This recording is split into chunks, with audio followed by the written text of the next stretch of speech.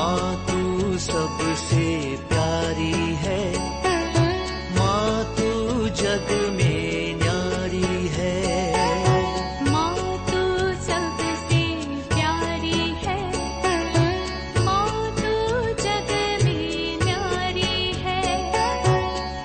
अपने आंचल में रखना, अपने आंचल में रखना। हमें वरदानों से भरना। माँ तू सबसे प्यारी है, माँ तू जग में न्यारी है। माँ तू सबसे प्यारी है, माँ तू जग में न्यारी है। पिता, पुत्र और पवित्र आत्मा के नाम पर आमीन। आप सबों को जय यीशु। आज हम लोग प्रकाशना ग्रंथ उसके अध्याय 11 वाक्य 19 से अध्याय 12 वाक्य 2 तक मनन चिंतन करेंगे, सीखेंगे। यहां पर हम लोग देखते हैं स्वर्ग में ईश्वर का मंदिर खुल जाते हैं और योहन उस मंदिर में ईश्वर के विधान की मंजूषा को देखते हैं। ईश्वर के विधान के मंजूषा के विषय में यदि हम लोग इब्रानियों का पत्र उसके अध्याय 9 Hebrews chapter 9 वर्स 3 को पढ़ते हैं, 3 से आगे। दूसरे पर्दे के पीछे का कक्ष परम पावन मंदिर गर्भ कहलाता था। वहां धूपदान की स्वर्णमय वेदी और विधान के स्वर्ण से मड़ी हुई मंजूषा थी। स्वर्ण से मड़ी हुई मंजूषा, ध्यान में रखना, एक बार और बोल देता हूं, वो मंजूषा को स्वर्ण से मड़ी हुई है। इसके बाद लिखा हुआ है स्वर्ण में, उसके अंदर मंजूषा में मन्ना से भरा हुआ स्वर्णमय पात्र था। हारून की छड़ी थी। यदि हम लोग गणना ग्रंथ उसके अध्याय 17 वाक्य 25 वहां पर पढ़ेंगे, हारून की वो छड़ी फल्लवित होता हुआ। और अध्याय 17 के अंदर किस प्रकार हारून और मूसा के विरुद्ध में लोग खड़े हो गए थे, वहां पर ईश्वर ने ये चिन्ह उन लोगों को दिखाया। कौन पुरोहित रहेगा? हारून पुरोहित रहेगा, उसका एक चिन्ह था, उनका छड़ी फल्लवित होना। इसका मतलब पुरोहिताई का चिन्ह है, फल्लवित हुआ वो छड़ी।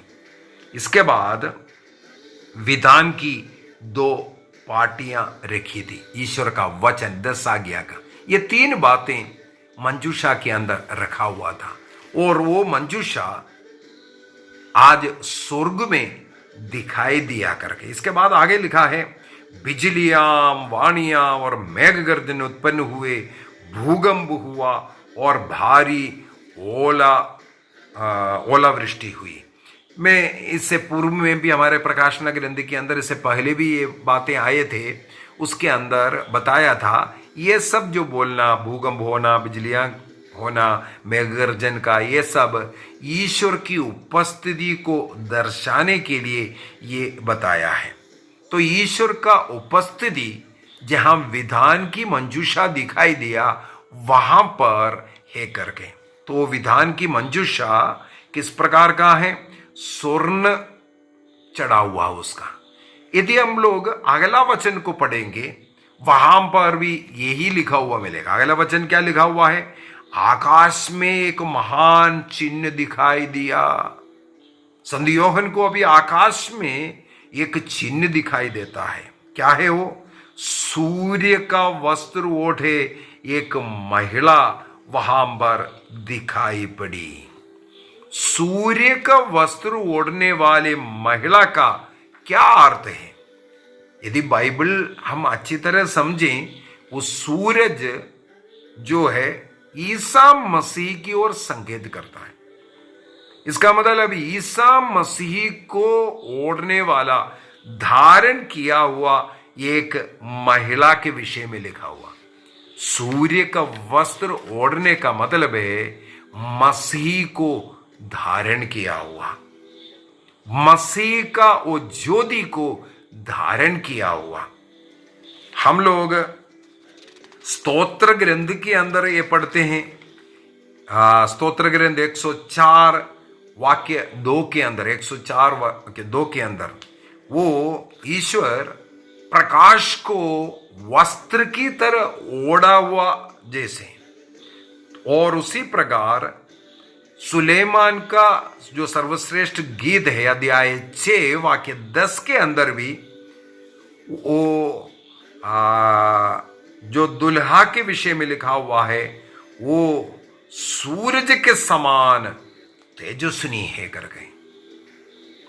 तो यहां पर उसी प्रकार ईश्वर का उस महिमा को, ईश्वर को जो धारण किया हुआ एक स्त्री को दिखाई दिया। इसके बाद क्या लिखा है? पहला था ईश्वर का क्रिस्तु को धारण करने वाली। दूसरा है उसके पैरों तले चंद्रमा था। पैरों तले चंद्रमा, चंद्रमा सुंदरता को दर्शाते हैं और अंधकार में, रात्रि में वो सुंदर बनता है। इसका मतलब है रात्रि की सुंदरता पाप की ओर इशारा है।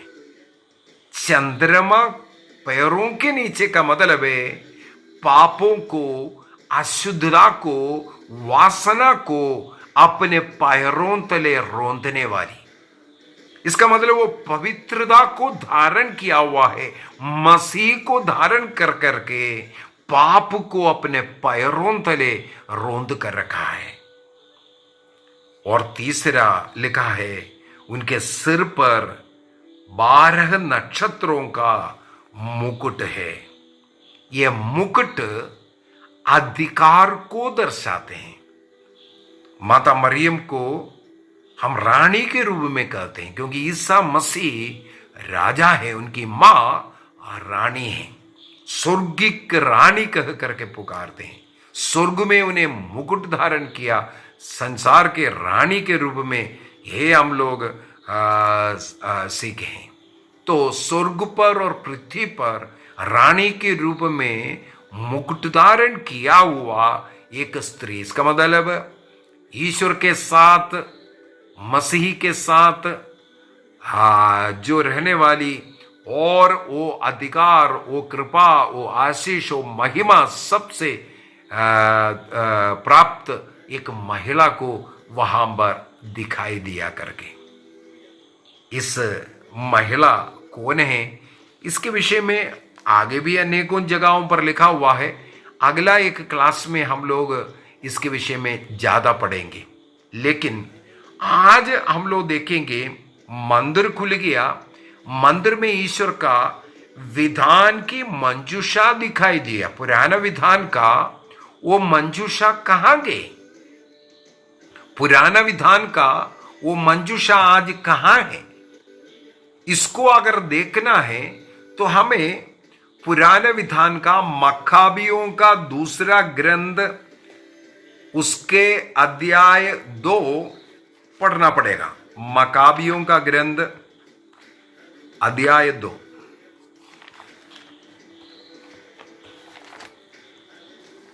वहां पर वाक्य 1 से पूरा वही है।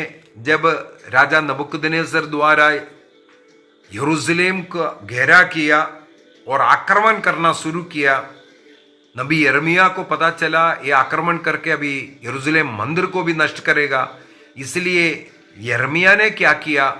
पुरोहितों से आग्रह किया, उनके पीछे पीछे जल्दी आओ, मंजूषा उठाओ, मंजूषा के जो तंबू हैं वो सब उठाओ, मेरे पीछे पीछे आओ बोल करके यिर्मयाह ने वो मंजूषा को उठा करके उस पर्वत पर लेकर के गया जहां नबी मूसा को दफनाया था।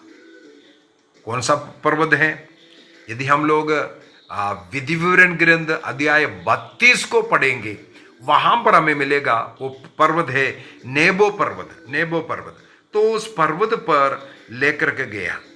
वहां पर इस मंजूषा को छिपाते हैं। थोड़ा सा पढ़ते हैं मकाबियों के ग्रंथ अध्याय 2, 2 मकाबियंस चैप्टर 2 वाक्य 5 से पढ़ रहा हूं। वहां यिर्मयाह को एक बड़ी गुफा मिली, उसने उसमें तंबू, मंजूषा और धूपवेदी रख दी। इसके बाद उसका द्वार बंद किया।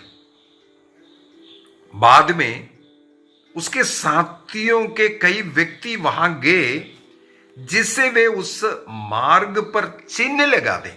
कहां रखा है करके बाद में पता चलना चाहिए, ना भूल जाए, इसलिए वहां पर चिन्ह अंकित करने के लिए वे लोग गए, कुछ लोग।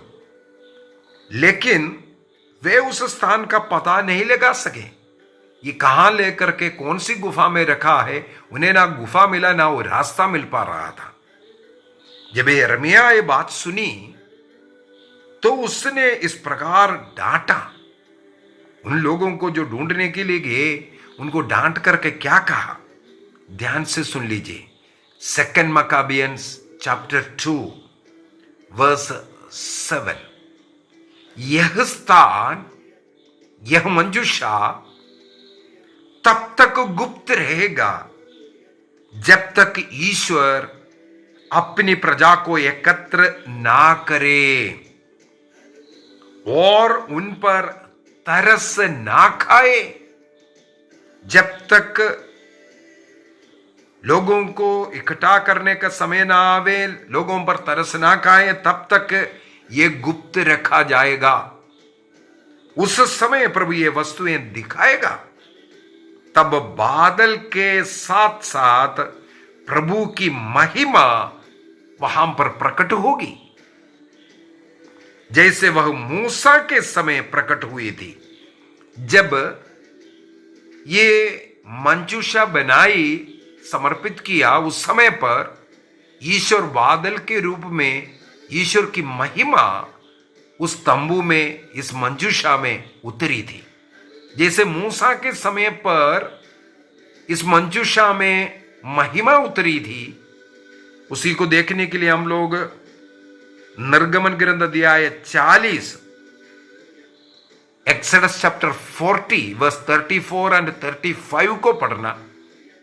वहां पर लिखा हुआ है, मूसा ने भी जब उसका सब बनवाया, तब उस मंजूषा में ईश्वर की महिमा किस प्रकार उतरी है।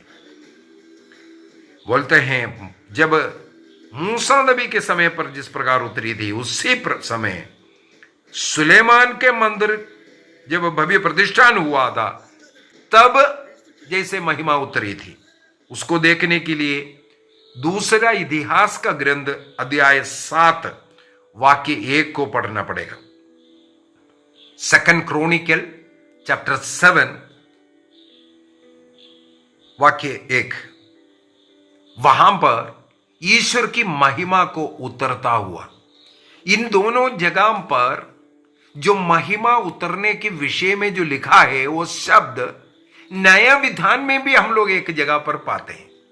महिमा उतरने के विषय में वो गब्रिएल स्वर्गदूत ने माता मरियम से कहा। गब्रिएल स्वर्गदूत लूकस के सुसमाचार उसके अध्याय 1 को यदि हम पढ़ेंगे, लूकस का सुसमाचार अध्याय 1 वाक्य 35 में स्वर्गदूत क्या कहते हैं?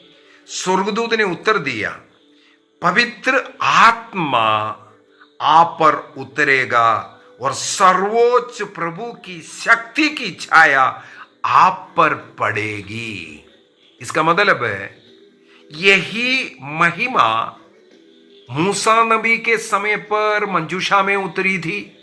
वही महिमा जब सुलेमान ने ईश्वर के लिए यरूशलेम मंदिर बनाए, वहां पर उतरी। वही महिमा आज यहां पर लिखा हुआ है, स्वर्गदूत गब्रिएल कहते हैं ये वही महिमा माता मरियम पर उतरेगी। मूसा नबी के समय पर उस मंजूषा में जो महिमा उतरी, और वही मंजूषा जब यरूशलेम मंदिर में प्रतिष्ठा की, वो महिमा वहां पर उतरी थी। आज वो महिमा माता मरियम पर उतरने के विषय में बाइबल में साक्ष्य दिया है। इसका मतलब माता मरियम नया विधान की मंजूषा है। मैंने एक क्लास ले चुका है, माता मरियम नए विधान की मंजूषा है करके। आज हम लोग प्रकाशना ग्रंथ अध्याय 11 का वाक्य 19 में पढ़ते हैं, वही महिमा, वो स्वर्ग में वो जो मंजूषा वहां पर दिखाई पड़ी करके। तो जर्मिया ने भविष्यवाणी किया था, प्रभु का वो समय जब आएगा उस समय पर वो दिखाई देगा, क्योंकि उस समय पर वो महिमा उतरेगा। ईसा मसीह इस संसार में पाप मुक्ति के लिए जन्म लेने का वो समय आ गया। ईश्वर की वो महिमा मरियम नामक मंजूषा में उतरी। यदि हम देखना चाहते हैं क्या ये माता मरियम मंजूषा है कि नहीं, उसके लिए कुछ वचन को आज भी बता कर देना। वो उस क्लास में भी मैंने बता करके दिया है। कुछ बातें हमें सीखना और स्वीकार करना जरूरी है। जैसे स्वर्गदूत ने ये बात बताया, निर्गमन ग्रंथ अध्याय 40 वाक्य 34 और 35 में लिखा हुआ बात है। यहां पर लूकस का सुसमाचार 1:35 में हम लोग पढ़ते हैं। और उस मंजूषा के अंदर 3 चीजें रखा हुआ है। विधि विवरण ग्रंथ अध्याय 10 वाक्य 3 से 5 तक अगर हम पढ़ेंगे, वहां पर इसका वर्णन किया हुआ है। वही चीज इब्रानियों का पत्र अध्याय 9 के अंदर वाक्य 4 से 6 तक हम लोगों ने पढ़ चुका है अभी। वहां पर ईश्वर का वचन का 2 पार्टियां रखा। ईश्वर का वचन शब्द, दूसरा मन्ना जो लोग खाते थे भोजन, तीसरा वहां पर वो हारून की पल्लवित हुआ वो छड़ी। ये 3 चीजें क्या है? ये 3 चीज 2 पार्टियां में जो वचन लिखा हुआ है, ईश्वर का वचन ईसा मसीह है। ईसा मसीह ईश्वर का वचन वाणी है। दूसरा जो मन्ना इस्राएली लोगों का भोजन, ईसा मसीह ने कहा स्वर्ग से उतरी हुई जीवन देने वाला रोटी मैं हूं कर करके, मन्ना मैं हूं कर करके ईसा मसीह बोलते। इसका मतलब वो ईसा मसीह। तीसरा जो हारून की पल्लवित हुआ छड़ी। यदि हम इसहाक का ग्रंथ अध्याय 11 वाक्य 1 को पढ़ेंगे, वहां पर दाऊद के विषय में यशे के ठानी ब्रांच, वो उसके विषय में लिखा, वो मसीह के विषय में वहां पर वर्णन किया हुआ है। वो मसीह में जो गुण है उसका आगे हम लोग 2 वाक्य 2 में पढ़ते हैं। तो ईसा मसीह को एक ब्रांच, एक टहनी के विषय में लकड़ी के रूप में वहां पर बताया। यहां पर यह फलवित हुआ लकड़ी, इसका मतलब मसीह का प्रतीक था। यह लकड़ी पुरोहिताई का प्रतीक भी है। तो ईसा मसीह ईश्वर का जो वाणी और जो स्वर्ग से उतरी हुई रोटी और जो पुरोहित, वो वहां पर हम लोग देखते हैं। अभी ये तीनों माता मरियम में जब ईसा मसीह आया, वो बच्चा जो बालक जो माता मरियम के गर्भ में है, वो ईश्वर का वचन को अपने कोख में लिया। संसार को जीवन देने के लिए जो रोटी बन करके आया, जीवन का रोटी, उसको अपने गर्भ में लिया। और जो महापुरोहित है, हम सबों को शुद्ध करने वाला, वो महापुरोहित वो माता मरियम के गर्भ में। इसका मतलब है जो मंजूषा में जो 3 चीजें रखा, आज माता मरियम के गर्भ में है। कुछ अन्य बातों को भी हम लोग कंपेयर कर सकता है। यदि हम लोग सामुएल का दूसरा ग्रंथ को अगर पढ़ेंगे, 2 सामुएल चैप्टर 6 उसको, और लूकस के सुसमाचार अध्याय 1 को अगर थोड़ा सा कंपेयर कर करके पढ़ेंगे, यहां पर भी हमें मिलेगा जिस प्रकार ईश्वर की मंजूषा। हमें मालूम है एली के पुत्र लोग लड़ाई के समय पर लेकर के गए, वो दुश्मन लोग इनको हराया, और साथ ही साथ उन लोगों ने क्या किया, ईश्वर का मंजूषा भी लेकर के गया। लेकिन उनके जीवन में कई कष्ट पीड़ाएं जब शुरू होने लगे, उन लोगों ने उस मंजूषा को इज़राइल में वापस कर रहा है। वो ला करके कहाँ रखा है? हम लोग सामुएल का ग्रंथ अध्याय 2 सामुएल चैप्टर 6 के अंदर हम लोग पढ़ते हैं। इसके बाद वह अपने सब लोगों के साथ यूदा प्रदेश गया। यहाँ पर दाऊद जाकर के वहां से यूदा प्रदेश में वाला में ये रखा हुआ था मंजूषा, उसको लाने के लिए जाने के विषय में लिखा हुआ है। यहाँ अध्याय 6 के अंदर काफी जगहों पर हमें ये दाऊद और मंजूषा माता मरियम में ये सब पूरा होता हुआ पढ़ेंगे हम लोग। सबसे पहली बात है सामुएल का दूसरा ग्रंथ अध्याय 6 वाक्य 1 से 11 तक हम पढ़ेंगे। वहां पर दाऊद उस मंजूषा लेने यूदा के देश गया, वहां से लेके आने वाला चलने वाला एक मंजूषा लेने के लिए दाऊद को चलता हुआ। यहां पर नए विधान के अंदर लूकस का सुसमाचार उसके अध्याय ये एक वाक्य 39 में माता मरियम यूदा प्रदेश में चलते हुए जा रहे हैं। ये मंजूषा यूदा प्रदेश पहुंचता हुआ हम लोग पाते हैं। इसके बाद दूसरा सामुएल अध्याय 6 का वाक्य 14 को पढ़ेंगे। वहां पर हम लोग पढ़ते हैं, वह चालटी के अधो वस्त्र पहने प्रभु के सामने उल्लास के साथ नाच रहा था करके। ये इतिहास का पहला ग्रंथ अध्याय 15 वाक्य 27 में भी हम लोग पढ़ सकते हैं। ये जो एफोद पहनना, चालटी का वस्त्र पहनना, ये पुरोहितों का वस्त्र है।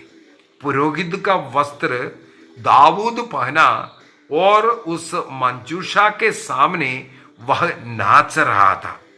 उसी को यदि हम लोग लूकस के सुसमाचार अध्याय 1:43 में देखेंगे, यहां पर पुरोहित का एक पुत्र योहन बपतिस्ता अपने मां एलिजाबेथ के गर्भ में, ईसा मसीह मां मरियम के गर्भ में है और माता मरियम के सामने नाचता हुआ जब पवित्र आत्मा आया, आनंद के मारे उछल पड़ा है कर करके लिखा है। इसके बाद हम लोग देखते हैं सामुएल का दूसरा ग्रंथ अध्याय 6 वाक्य 15 के अंदर दाऊद और इस्राएली जनता जय जयकार करते हुए, तुरगी बजाते हुए मंजूषा लेके जा रहे थे, मतलब अल्लाह मचाते, जोर जोर से बोलते हुए। यही बात ये यहां पर लूकस का सुसमाचार अध्याय 1:42 के अंदर एलिजाबेथ जो है माता मरियम को देखते हुए वही चिल्ला उठा रहा है, पवित्र आत्मा से भर गया, वो जोर से चिल्लाने लगे, उनका संबोधन करने लगे। उसी प्रकार सामुएल का दूसरा ग्रंथ अध्याय 6 वाक्य 9 के अंदर दाऊद पूछते हैं, ये उस दिन दाऊद ये सोच करके प्रभु से डरने लगा कि प्रभु की मंजूषा मेरे पास कैसे आ सकती है, मैं कैसे लेकर जा सकते हैं मंजूषा को, दाऊद ने ये बोला। यहां पर लूकस के सुसमाचार अध्याय 1 वाक्य 43 में एलिजाबेथ यही पूछते हैं, मेरे प्रभु के माँ मेरे पास में ये सौभाग्य मुझे कैसे प्राप्त हुआ, ये सौभाग्य मुझे कैसे प्राप्त हुआ, मेरे प्रभु की माँ मेरे पास आए हैं, तो मंजूषा मेरे पास कैसे आएगी। दाऊद ने बोला, आज एलिजाबेथ पवित्र आत्मा से भर करके एलिजाबेथ वही वचन बोलते हैं। सामुएल का दूसरा ग्रंथ अध्याय 6 वाक्य 11 में लिखा हुआ है, जो मंजूषा है वो 3 महीनों तक गत के ओबद एदोम के यहां रखा था। इस कारण ईश्वर ने उस ओबद एदोम के घर को, परिवार को आशीर्वाद दिया। माता मरियम यूदा प्रदेश में एलिजाबेथ के घर में, जकरिया के घर में प्रवेश कर वहां 3 महीनों तक रहा। वो उनके अनुग्रह का कारण बना। लूकस का सुसमाचार अध्याय 1 वाक्य 56 में हम लोग पढ़ते हैं 3 महीना। यहां पर ओबेद एदोम के घर में 3 महीना रहा, माता मरियम वो नए विधान की मंजूषा सक्रियस का घर में 3 महीना रहते हैं। वो उनके लिए अनुग्रह का आनंद का कारण बना।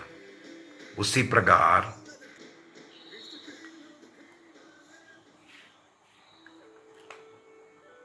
सामुएल का दूसरा ग्रंथ अध्याय 6:11 के अंदर लिखा है, ओबेद के घर को आशीर्वाद प्रदान किया।